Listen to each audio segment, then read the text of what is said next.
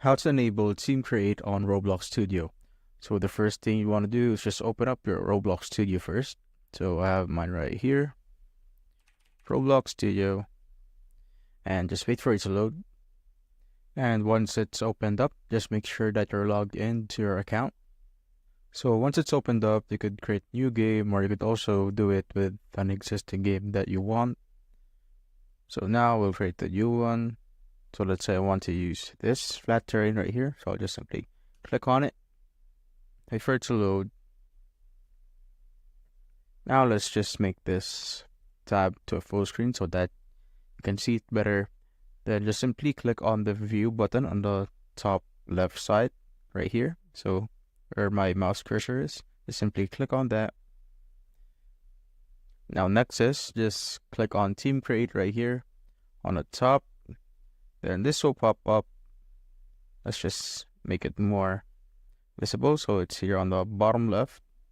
Now I'll just move it right here so that you could see it more.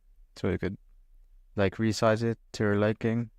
So as you can see, it says save and enable Team Create to build this place together with your friends. So just simply click on the save to Roblox. Now you could just put the name that you want. So I'll just name this one Test, for example. Then make sure that Team Create is turned on in the switch here. Then just simply click on Save. Now it's loading, as you can see.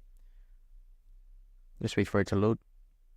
Now to add your friend or your group, just simply click on the plus icon here on the top right, just beside your profile icon right there. So here, just simply click on that. This will pop up. Now you could add users and groups to your game. So let's say if you want to add someone, just simply need to type that person right here. So let's say I want to add my friend right here, and just simply click on them. And now you could set it to play or edit. So if play, they can play this game, or edit, they can play and edit this game. So we want to make sure that it's set to edit so that they can help you create or edit your game. Then click on save. Once that's done, that's how you basically enable Team Create on Roblox Studio.